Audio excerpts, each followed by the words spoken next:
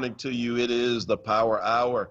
Sitting across from me this morning is Bishop Dwayne David Royster. You can follow him on Twitter at DD And sitting across from me is the Reverend Dr. Mark Kelly Tyler. And you can follow him on Twitter. I forgot what your Twitter handle is. It's at Mark Kelly Tyler. It's so imaginative, it's hard to remember. It's like, long, though. It's long for a Twitter handle. You realize that, right? Well, you know, when I actually started it, I didn't understand Twitter. Okay. Yeah, because it's long. It takes up a lot of space. So yeah, cuts down on your ability to message. However, for branding purposes, it's pretty good because I keep it all the same. So yeah, it's all the way across. It's my name, it's Facebook, it's Instagram, it's whatever else comes out. If I ever decide to get on Snapchat, it'll be Snapchat. And my teenagers will just be appalled. You know, they don't want you where they are. No, Snapchat is out. I'm barely on Instagram. So Twitter and Facebook. Yes. So, hey, folks, listen, it is the Power Hour. This show is brought to you by Power Interfaith. You can check us out at powerinterfaith.org. You can find us this morning, 900 AM, 96.1 FM on Facebook Live or YouTube Live. Look for WURD. You can also go to the App Store on your favorite device. If you have an Apple or an Android, or I don't know if Microsoft even still makes phones, but if they do, I'm sure they have an App Store. And if they do, I'm sure WURD is there.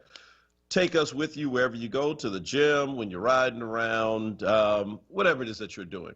Listen, today our phone lines will be open for you. We know that there is a lot to talk about, especially with what's going on in Louisville, Kentucky, and more shenanigans as the president continues to push us to the brink of just what is unbelievable. The very thought that we might have the first time ever a situation without the peaceful transfer of power. The fact that that is even a question or in doubt, again, is something obviously worth talking about. So you can give us a call at 215-634-8065 here in the city of Philly. If you're outside the city, we're going to pick up the cost for you because we just got it like that. 866-361-0900. Again, we want to hear from you. So this morning, in the next segment after the first break, we're fortunate enough, we're going to have someone who, if you were up early this morning and you were checking out MSNBC, you saw her give her political commentary on Louisville. Aaron Haynes, who is spent some time here in Philly. I think Aaron may still be in Philly, formerly with the AP News, now editor-at-large for the 19th, a new nonpartisan newsroom focused on gender, politics, and policy. She followed the last election very closely. And again, if you want to know things related to, I don't know, why they didn't charge these guys with murder of Breonna Taylor, one of the best persons in the business you can talk to is Aaron Haynes. And so we've got her coming up. Wow. I did send Quasa something. Hopefully she can get that queued up for us. It goes in with my take on Breonna Taylor. But how are you processing this morning, Royster, the fact that in Louisville there was one person charged in connection to the events that led to the murder of Breonna Taylor, but there were no charges directly related to her murder. The one officer who has already been fired, Brent Hankinson, was charged with wanton endangerment. And there's been a lot of chatter on Facebook, at least on my feed. People are raising the question, her neighbors must have been white because these are, this is connected to the bullets that went through her apartment wall. And, if you ever lived in an apartment like I have before, those walls are super thin. And so it's only a miracle that other people were not killed. But the fact that those are the only charges and there are no charges connected to Breonna Taylor is causing an uproar, as you would imagine, not only on social media, but in the streets as well. So how are you this morning processing this big surprise that the officers were not charged? Because after all, they are always charged. Yeah, so first and foremost, I think I posted on Facebook, damn, no justice for Breonna Taylor. A lot of people are like, did you expect justice? I'm like, no, but I'm like, it's like, still there is no justice. I mean, I think even after all the protesting, everything going on, that they would have had more sense than this to think about the charges. I actually had a friend of mine, who's an attorney in Jersey, Wallace Wade, who was posting on my line. Um, and he was like, this is a legal issue in terms of the way it went down. But I mean, it's a legal issue, but I also think it's a moral issue. And it's also a statement that could be sent to police around the world, at least around the United States, in particular, white cops that are coming into black communities, right? That you have to think about what you're doing before you do it. Now, there is a debate going on right now about whether the warrant itself was legitimate, and that the no-knock warrant had been rescinded prior to them executing it that day. I'm just, I know a lot of people were out protesting last night and, pissed off, and rightly so, and we should continue to protest. But I just doubled down. I just said, you know what? Part of what we're experiencing right now is the continuing racism of America, right? The continual sinning of American society through structural and systemic racism. But the second piece of this, for me, though, is the wanton disregard of black life that has been exacerbated by this administration, which just allows all the Karens and Kens out there to go crazy, which allows cops to feel like they can do most things with the level of immunity, even though they thought they had immunity before, but even a higher level of it now, because they feel like they have the administration backing them up, including the fact that, even in the midst of this, Donald Trump was still praising the police for the job that they did. So I am just determined, even more so right now, to make sure that folk exercise every ounce of power that they have in themselves. So encouraging those to protest.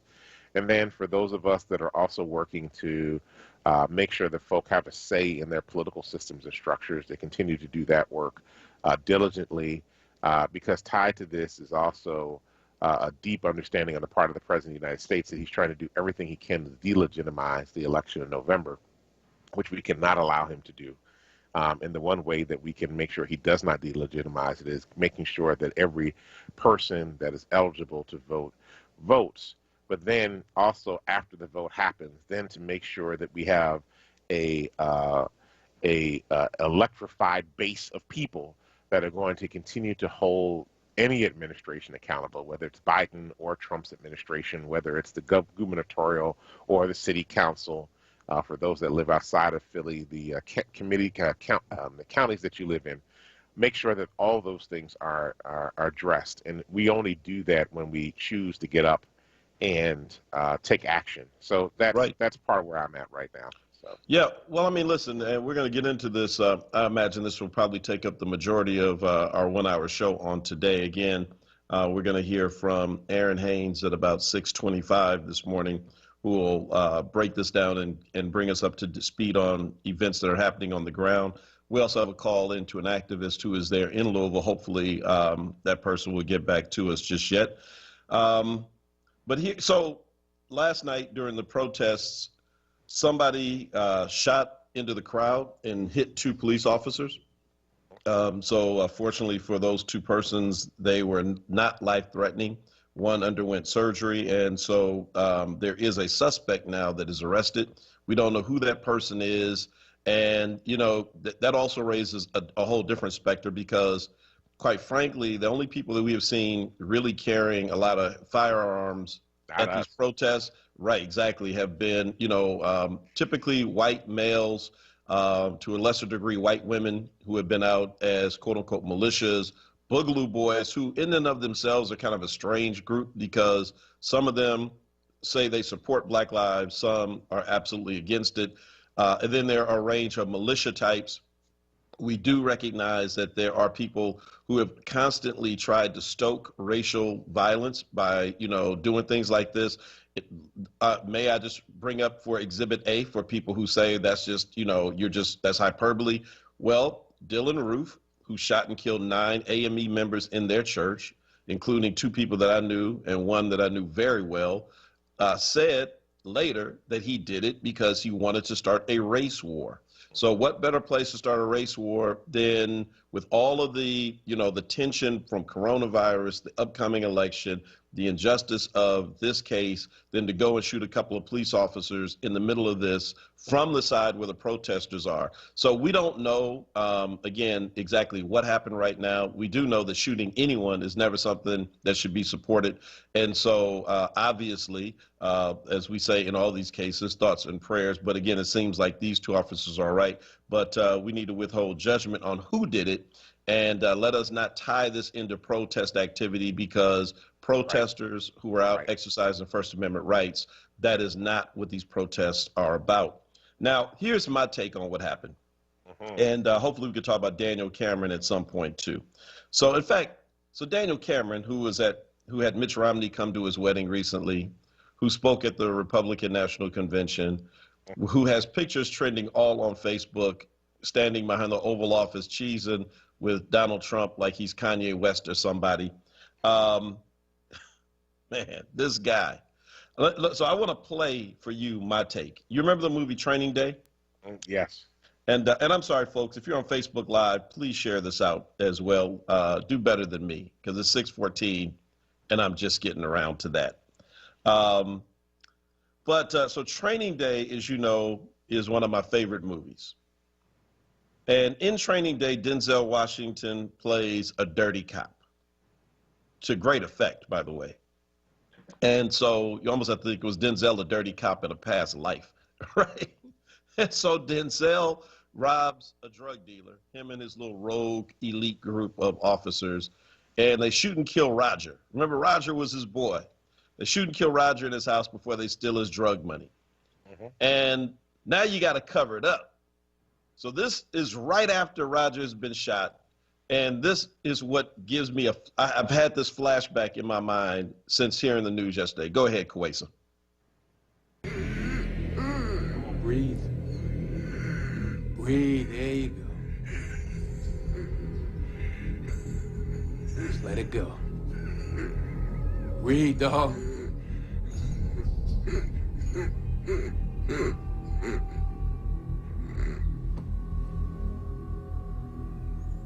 Yeah, he's finished. Where's the stinger? It's right here. All right, Jeff. You took fire coming through the door. I need some time off, but... Okay, whoa, okay? Lots of shades. All right. Okay. Okay. All right, you ready? Kiss me, baby. 1. Oh! Yeah? You all right? Yeah. All right, I gotta give you one more, though. Do it. Wow. So Jeff in Training Day is obviously former officer Brett Hankinson. Somebody got to take one for the team. You just can't let this go down. Somebody got to take one. Give me the stinger. All right, dog, it's going to hurt. And he's got a bulletproof vest on, so he's going to be all right. He's going to feel a little sting, but ultimately he's going to be all right.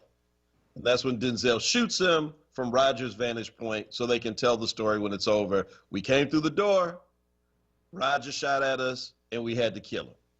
Now, don't ask me why that scene makes me think of the Breonna Taylor case. Okay, well, you asked me. Let me just tell you.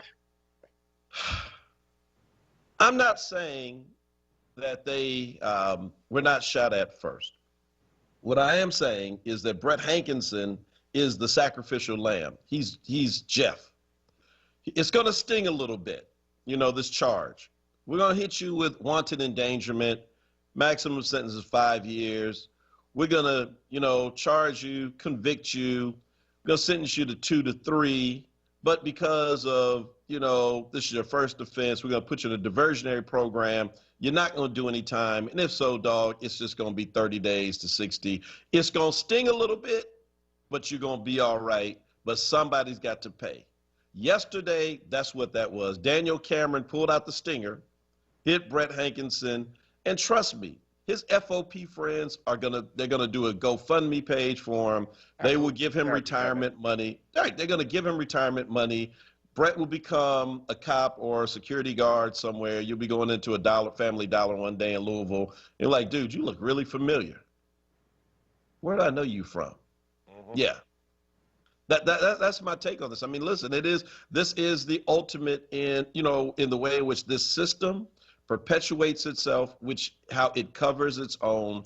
If this were Minnesota and Brett had been black and Breonna had been white, like Officer Noor and Justine Dahman, who was killed, he would be in jail for 12 and a half years. There wouldn't be a question. I mean, listen, you can charge a ham sandwich.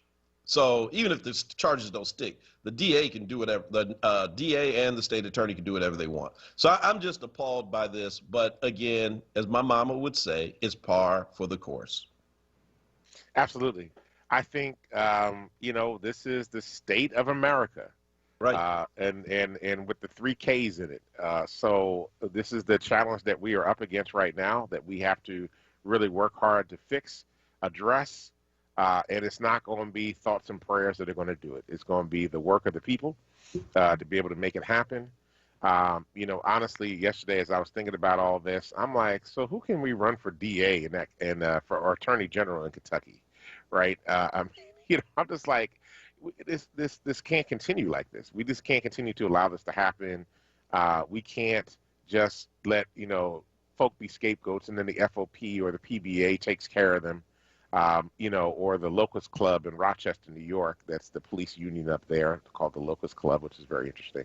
Like is in biblical plagues? As in, it's called the Rochester Locust Club, LOCUST, Locust, which was the killing of Daniel Prude up in Rochester, the way they took him out when he was having a mental health break.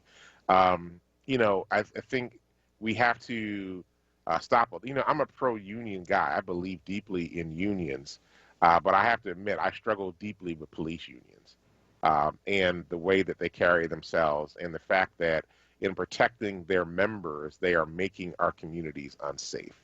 Yeah, So, well, it's because police unions don't operate like police union. I mean, like other unions. I mean, they do on the collective bargaining side, but then there's a whole part on the other side that operates more like a mob. And, hey, man, you want to come on and argue and debate me about that? Be my guest. I mean, again, it's very much the same kind of mentality. Listen, glad to see all the folk on Facebook Live. Shout out to Mary Casahu. Raphael is at it this morning. What's up, Gary Hannibal? Bernita says she's been up since 3 a.m. waiting to hear from us. Thank you for that. Glad to see Sheila and Craig and all the rest of you as well. Hit the share button now. Let's bring others in to this conversation because on the other side of this break, we're going to be joined by Erin Haynes as she gives us expert journalistic news breakdown on what happened in Louisville and maybe get her thoughts about the presidential race as well because she is following that closely. This is the Power Hour on WURD Radio. We'll be right back. Former Vice President Joe Biden. We have to let people know we're listening, that we not only understand their struggle, but they understand the fact they deserve to be treated with dignity. Senator Kamala Harris. Part of the point of freedom is to be free from brutality, from injustice, from racism, and all of its manifestations. But they're not getting a chance now. Joe Biden and Kamala Harris have a real plan for police reform. It means creating a national standard on use of force and conditioning federal funds for police departments on adoption of that standard. It's about giving the United States Department of Justice the subpoena power to investigate systemic police misconduct. And that's what we're going to do. We're going to change that. I really mean it. I believe with every fiber in my being, we have such an opportunity now to change people's lives for the better. I'm Joe Biden, candidate for president, and I approve this message. Paid for by Biden for president. Come on down to Angry Deacon Ribs, located at 1019 Spring Garden Street. Without question, they have the best pork and beef ribs in Philly. Lightly smoked, full of flavor, and always tender. The bangin' brisket, pulled pork, wings, macaroni and cheese, and collard greens will have you coming back for more. Open Wednesday through Sunday with curbside pickup or delivery through Uber Eats. Give them a call at 215-769-RIBS. Come get some. No fear, just facts. This is WURD, independent black media. Word Radio presents the following wellness tip to support our listeners with mindfulness and motivation as we continue to navigate the pandemic together. Hi, this is Helana, your resident health and wellness coach, with tips to help you stay well. Many of us have heard this term before, but may not know what it really means. Compassionate living brings mindfulness and peace to the center of your daily life. Compassionate living can look like this. Number 1, be gentle with yourself and those around you. Number 2, choose to speak kindly to others, even when you're upset. Number 3, become a good listener and practice empathy at home and at work. We sometimes think in order to live with compassion, we have to become someone else. Not so. In fact, allowing peacefulness to be at the center of our daily interactions is something we can practice every day. Go ahead and try it today. Stay well with WORD. Happy living. Stay well with WORD. Connect with us at wordradio.com.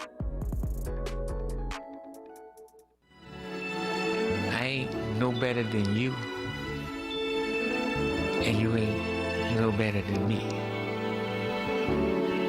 But we all have something in common. We all are a species, seeds of God's creation. Tune in to Messages in the Music every Friday night with Joey T, midnight to 6 a.m. right here on WURD. Now, a traffic update on WORD Radio. Good morning. A bit of volume beginning to pick up here in the Philadelphia area. Southbound 95, we're going to find a slowing between Cottman and Bridge through the construction down to 3 lanes. Further south, no other problems. Northbound 95 moving fine. Vine Expressway, good ride through Center City, Philadelphia. Schuylkill Expressway, westbound between University and 30th Street. Left lane block there. Long-term construction volume already getting busy. Eastbound side, no problems. PA Turnpike and the Blue Route 476 in pretty good shape this morning. In New Jersey, 42, 55, 295 all running with no major issues as of yet. For more traffic information, log on to sigalert.com. Jim Bachman with your Philadelphia area traffic.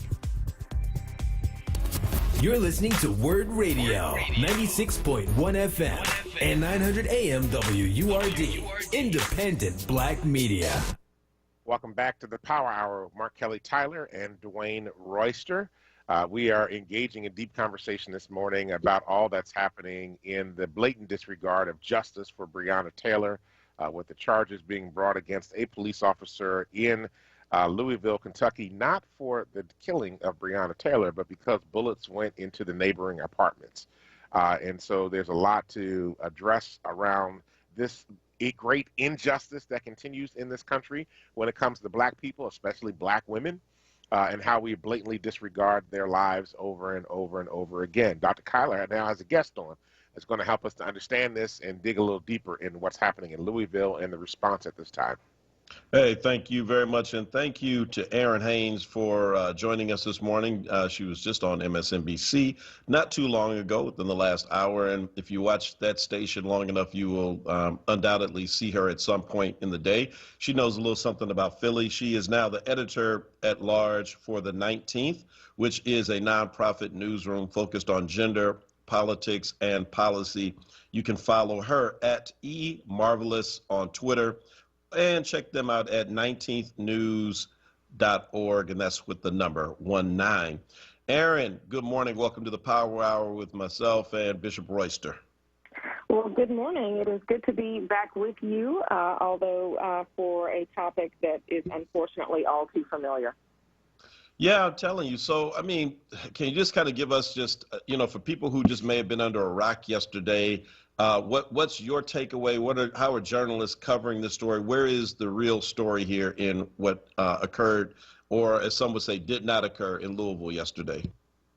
Yeah, exactly. So, you had a Jefferson County, Kentucky grand jury indicting one of the officers involved in the Breonna Taylor case, but the news was that more than 6 months after Breonna Taylor was fatally shot in her apartment in Louisville, and protests sparked across the country calling for police reform, that grand jury concluded that none of the officers involved were actually criminally responsible for her death. And in fact, that charge against that one officer pertained to the neighboring apartment to Breonna's, where, the grand jury concluded that there was wanton endangerment. And for folks who don't understand what that charge is, that is a Class D felony. It's the lowest class of felony that carries a maximum sentence of 5 years. So, 3 of those charges, so maybe a maximum sentence of 15 years. There was a $15,000 bond for this officer, for killing Breonna Taylor. And so, there were a lot of folks, the folks who've been protesting and organizing for the past 6 months and calling for accountability for these officers who just really felt like that was a decision that rang hollow, for all of their efforts and for the life that was taken. Wow. So $15,000 bond. I mean, let's juxtapose that to Lancaster, Pennsylvania. Right. Recently, there was a killing there. I'm not sure if you followed that. Ricardo Munoz was shot and killed by the police. Yeah. Protesters were out in the streets. 8 of them were arrested, and they were given $1 million bonds for protesting. Mm-hmm. Mm-hmm. Well, I mean, I think that what that decision and the situation in Lancaster, I mean, this speaks to exactly what a lot of the activists that I interview point out, which is the disparate treatment for law enforcement. And we know that, the overwhelming majority of law enforcement officers are law-abiding and trying to protect and serve the country. But, the majority of these protesters are also peaceful and trying to raise awareness about what is going on. $1 million bond, when you think about that, compared to a $15,000 bond for an officer who took a life, it does call into question kind of why that disparity exists. But let me just ask a question, though, because if I heard yesterday from the AG that they believe outside of the sergeant shooting from the outside, the rest of the shooting was completely justified. And because, mind you, they also changed the story, because when the story first came out, it was about a no-knock warrant. The AG said yesterday that, no, they knocked on the door and announced themselves and no one responded. But it was even the police that said they had a no-knock warrant in the beginning. So I'm trying to figure out, how this story is now being totally recast as something that it wasn't even in the beginning, that the police themselves had declared was that a no-knock warrant had been issued and they had a right to go in. Right, Bishop. So during that press conference yesterday afternoon, you had Kentucky Attorney General Daniel Cameron saying that Breonna Taylor's killing was basically a tragedy, but he concluded their investigation and what they presented to the grand jury concluded that Miles Cosgrove and Jonathan Mattingly, who also fired their weapons, will not face charges because their use of force was justified because they were returning fire after Taylor's boyfriend, Kenneth Walker, was the first to shoot, according to that investigation. And so, yes, the charges against Brett Hankinson apply not to Taylor's shooting, but to the shots that were fired in that neighboring apartment. And but all of the officers, as Daniel Cameron said, did shoot that night. There were a total of 32 shots fired by those 3 officers. Breonna Taylor shot 6 times. She died of a single shot that likely killed her, they said, within a few seconds to 2 minutes. And to your point, that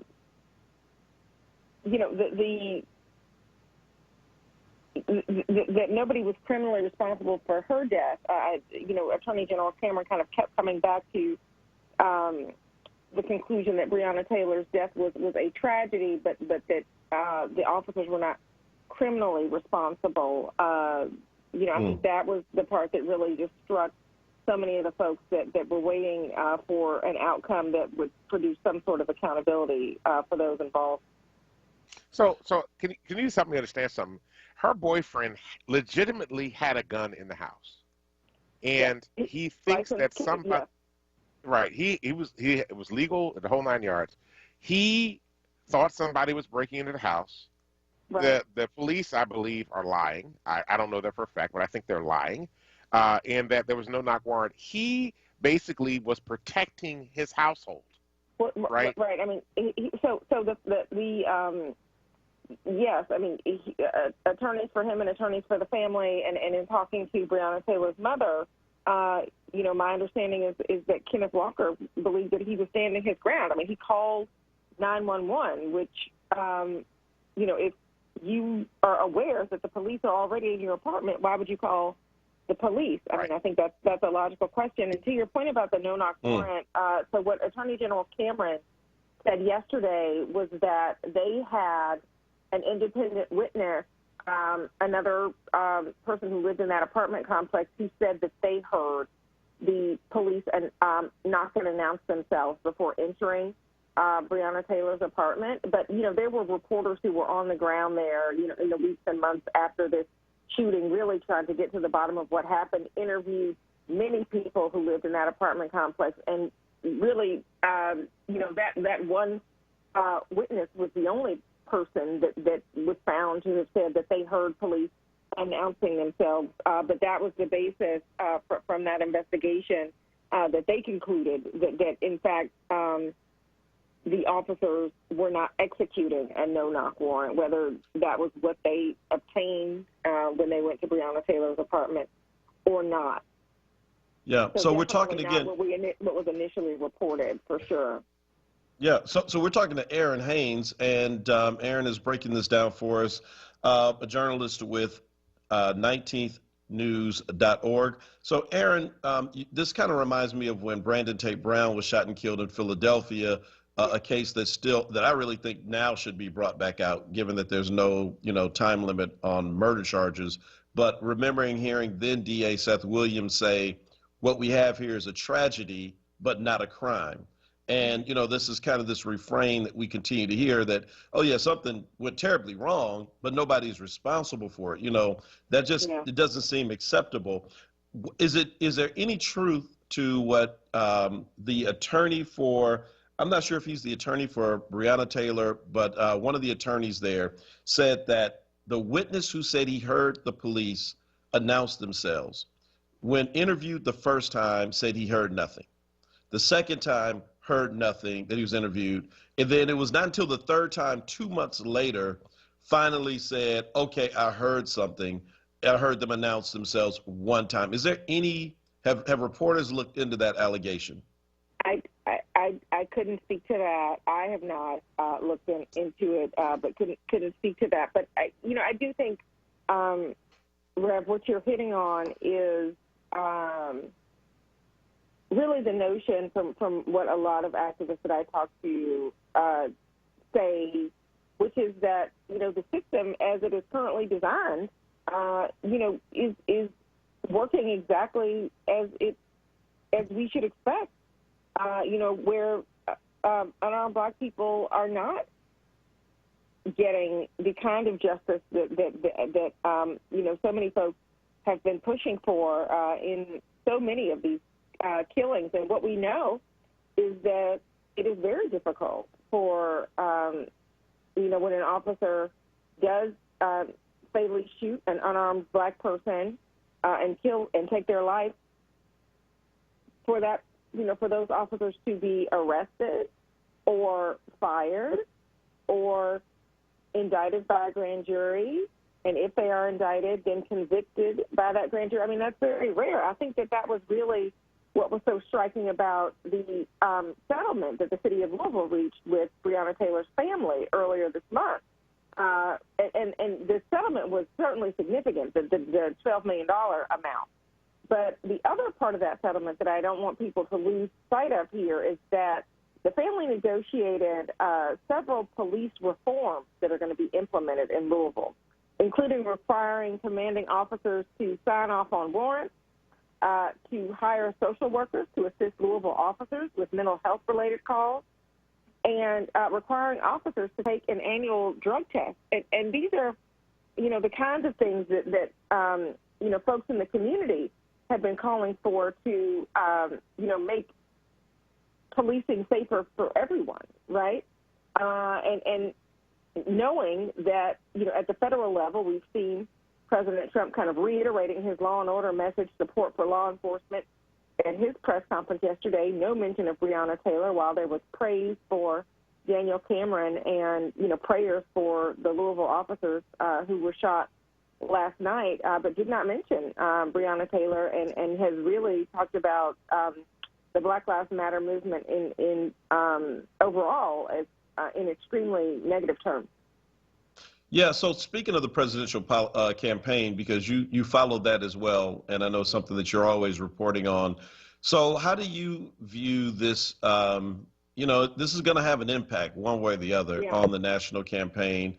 Overwhelmingly, up to this point, it seems as though, a lot of white Americans have been supportive of Black Lives Matter, even though you still have crazy people like in Pennsauken trying to set fire to Black Lives Matter flags on people's homes. But generally speaking, folk have been supportive. I mean, what's your read on the impact 40 days from now?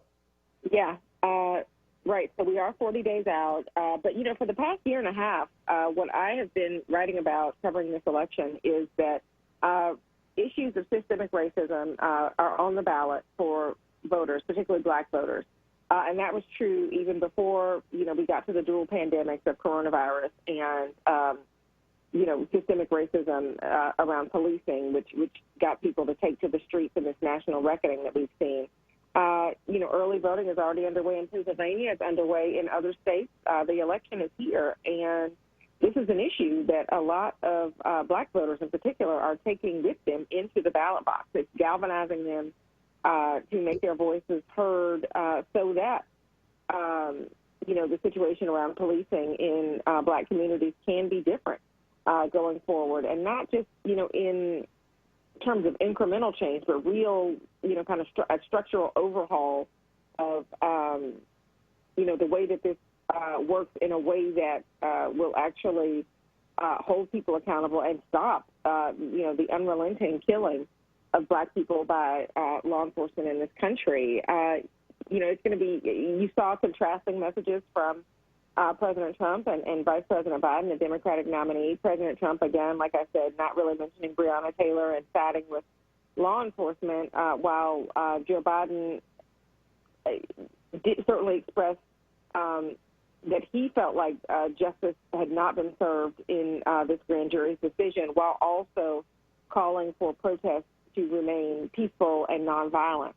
And so kind of, walking that line and acknowledging, all sides of this issue, especially for, some folks who, may see, these images of violence or destruction of property, which I should be careful to point out here are not the same, as the peaceful protests that are calling for police reforms, right? And this is happening with a looming and much anticipated first presidential debate in this general election cycle on Tuesday. The candidates are going to be on stage discussing several issues, including, I don't know if you all saw the list of topics. From the Presidential Commission, but one of them is race and violence in our cities. You can. I leave it up to your listeners to talk about the choice of wording there and what that means for the framing of the conversation. But this will definitely be on the agenda on Tuesday night, and it'll be interesting for folks to hear, what will certainly be two contrasting messages around this issue. Well, Aaron, listen, thank you so much for, again, at the last minute, I saw you at 5 and thinking like, well, if she's on there, at least I know she's awake. So, and Luke, you caught me. Just making my coffee. So happy to join and to be in conversation with you anytime. Congratulations on the show. All right, great. You can follow her again on Twitter at eMarvelous or at 19th News. Check her out. We'll be right back on the other side of the break. This is the Power Hour.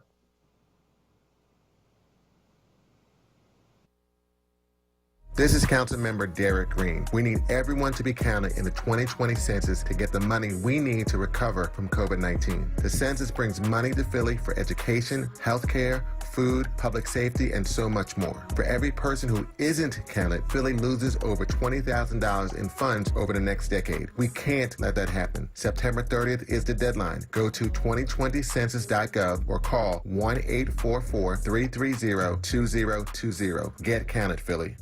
Listen to Laborers Live. We created the weekend. We created the 40-hour work week. We just want enough to feed our family, be able to send our children to college, and let our next generation do better than we did. To people that might have forgot how important unionism is in a country like the United States. People now infringing on our 8-hour workday, trying to work people more than 8 hours without overtime, trying to work people without benefits. In the long run, everybody's getting a fat paycheck except the worker. So this is really a wake-up call for America. The struggle is continuous. Tune in to Laborers Live every Friday from 4 to 5 p.m. Sponsored by LESIT, the Laborers Employers Cooperation Education Trust of the Laborers District Council of Philadelphia and vicinity. Local 332, Sam Staten Jr. Business Manager. Local 57, Esteban Vera Business Manager. Local 135, Dan Woodall Jr. Business Manager. Local 413, James Harper Jr. Business Manager. The Laborers District Council, Ryan Boyer Business Manager, and Tony Staten, Executive Director of LESIT. Have you heard about Penny? They make it easier than ever to get health coverage. What if I'm self-employed? Penny gets you covered. Unemployed? Penny gets you covered. What about my family? Penny gets them covered too. But will this fit into my budget? Penny can connect you to financial help to lower the cost. Really? Where do I go? Easy. Just go to PENNIE.com. Trump spends his time golfing, while COVID-19 hits the black community hard. It's not just wrong, it's immoral. We need Joe Biden. Joe takes COVID-19 seriously and understands the economic and health impact it's had on our community. Joe will listen to the medical experts, and he will protect Obamacare. Trump, he won't even wear a mask. Request a ballot now. Make a plan to vote. Our lives depend on it. Paid for by Ask Me People, which is responsible for the content of this ad. AskMePeople.org. Not authorized by any candidate or candidates committee. Now, a traffic update on Word Radio. Good morning. This report sponsored by CVS. And volume gets busy here in Philadelphia. Southbound 95, you're jamming on Cottman down through Bridge through the work zone. Then again, Allegheny through Girard heavy. Northbound not bad. Westbound Vine Expressway. Light Parkway through the Schuylkill Expressway. Schuylkill westbound University through 30th. Jam there. Left lane block with construction. Further west, no other issues. Eastbound, no major issues there as of yet. In New Jersey, a jam up now 676. Northbound, you're jammed up from north of 42 to Morgan Boulevard. Accident there off to the right. 42 and not bad. 55 northbound getting heavy different in the 42. CVS pharmacists have a proprietary search tool that analyzes ways to help lower your prescription costs. Come in or call today to get a free prescription savings review at CVS. Savings vary. Not all patients eligible for savings. Ask pharmacists for details. For more traffic information, log on to sigalert.com. Jim Bachman with your Philadelphia area traffic. You're listening to Word Radio, 96.1 FM and 900 AM WURD, independent black media. Welcome back to the Power Hour. This is Dwayne Royster along with Mark Kelly Tyler. We've spent time talking with a reporter from the 19th Newsroom, Aaron, and I missed Aaron's last name. I know Dr. Tyler's got it. You're muted, brother. The technology. No, it's like one of those, I won't even say it. But anyway, those old movies. Yeah. What's Aaron's last name? Aaron Haynes, from yeah. the 19th Newsroom. So just real quick, while Aaron was talking, I know we got a caller on the line, so I want to get to the caller. But here's the issue, though, that I have with all this. Back in late August, early September, it was reported that the district attorney in the court in the area of Louisville, Tom Wine is his name, was offering people deals if they would implicate Breonna Taylor in a drug cartel. So he had gone to Jefferson County Commonwealth Attorney, which is the equivalent of a DA here, Tom Wine. His team had been offering a series of folk, including Breonna Taylor's ex-boyfriend, that if he would, Jamarcus Glover, that if he would implicate her, he would cut him a deal on his prison time. To which Jamarcus said, absolutely not, because she had nothing to do with anything that I was doing. But it wasn't just him. It was also other people that were also implicated in this. They were all trying to cut deals to implicate Breonna Taylor in some kind of criminal syndicate in the midst of all this. So it's just, it's just a tragedy that they were trying to find a way to discredit her to justify their shooting of her when she had nothing to do with what was going on in the first place. And again, I say there's no justice whatsoever for Breonna Taylor in the midst of all this. And so that's a deep tragedy. Well, I'm thinking about, my mind is going back to 2000 now. As we look ahead to Tuesday, Aaron is right that especially for black folk, race and racial justice is going to be on the ballot.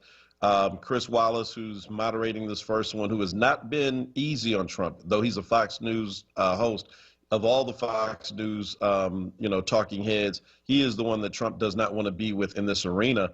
But they have already said that will be one of the 4 big topics that they spend their 90 minutes on Tuesday night. So, but I mean, so my mind is flashing back to 2000. I don't know if you remember this, but remember the first couple of debates with Al Gore and George W. Bush, and how boring they were because people kept saying it's hard to draw a comparison and contrast the two. They're both agreeing on everything. They're both so nice to each other. I'm telling you, if you recall that moment, and here we are 20 years later, and you could not have 2 more polarizing, 2 persons who are representing 2 more polarizing positions in American history. Again, I mean, I'm not saying this because it's hyperbole, but we have not been in a moment like this since the Civil War. Yeah, well, we just have not. We are in a civil war. No bullets are flying. So I mean, I don't want to go that far, but I'm saying, but the tension and all of the things, at least for me, are present, right? I mean, even though the civil rights movement itself was very polarizing, that to have a president who is fanning the flames actively, I mean, who seems to enjoy Americans going at each other's throats in the way that we are right now. Again, we are in uncharted territory right now, folks. And it's not just the next 40 days, it's really the next 3 or 4 months that's going to be the tale of the tape. We got to get to our caller here, but I want to push back on that, and I want to say that we are at war. And not every war is fought with, this war is being fought with guns. But our side doesn't seem to have the ones that we need to be able to win the war. So we are at war right now. We've been at war for a very long time, and this is a deep struggle that we're fighting for. And there's multiple ways to win this war. One of them is at the ballot box. The other one is making sure that we are consistently pressuring our folk. But let's go to Brother Joe in Germantown. Brother Joe, welcome to the Power Hour. Good morning, Bishop Royster and Reverend Tyler and your wonderful producer, Queen Kuwaisa. Reverend Tyler, the bullet's not flying yet. And the reason why I say that, in Breonna Taylor's death, and again, black robes, white justice. Black robes, white justice. And that handkerchief-head Negro Attorney General down there is a disgrace in this life. And I don't expect he's a Mitch McConnell protege, so I expect nothing less. But when I say the bullet's not flying yet, when they asked Trump, my 2 beautiful gentlemen, when they asked Trump if he loses, will it be a peaceful transfer of power? And Trump said, I don't know. He said, the dollar. He went to that. See, because what Trump is doing, and listen to me, gentlemen, this is what I've been trying to tell hosts on this station. Trump is fanning the flames because he want to get his racist white people out there, those bigots that support him, to go out there and resort to violence if Trump loses this election. This is my advice. I'm going to keep saying it. If black people got any sense, if Trump loses this election, and I hope, and Lord knows I hope he does, I will advise black people to stay away from large groups of white people in these malls, in these areas, because some white racist bigot who's upset with Trump losing, it's not beneath them to pull out a gun and just start randomly killing people. So my advice to black people, it's not some chicken little skies falling. I know the nature of these people. Stay away from large groups of white people if Trump loses this election. Because this man is fanning the flame. Trump knows exactly what he's doing. He's a fool, but he knows what he's doing as far as fanning the violence. He's inciting violence among his racist protesters. That if we don't win this election, if somehow it don't go my way, take to the streets and do violent things in America. So I'm telling you, Reverend Tyler and Bishop Wilson, stay away from white folks, large groups of white folks, for a good while if Trump loses this election. Okay, gentlemen? All right, Brother Joe. Thank you very much. We appreciate you. We got to go. We got another caller. George from Center City. George, go ahead. You got just about a minute or so. I'll try to do it less than that. First of all, I want to thank all of them that was protesting yesterday here in Philadelphia. You see, peaceful protest, didn't go through all that crazy stuff, and they got their message across. Second thing is that those white folks that's doing all this militia foolishness, they're going to do the same thing that they did this weekend out in West Philly. They're going to run their mouth on social media.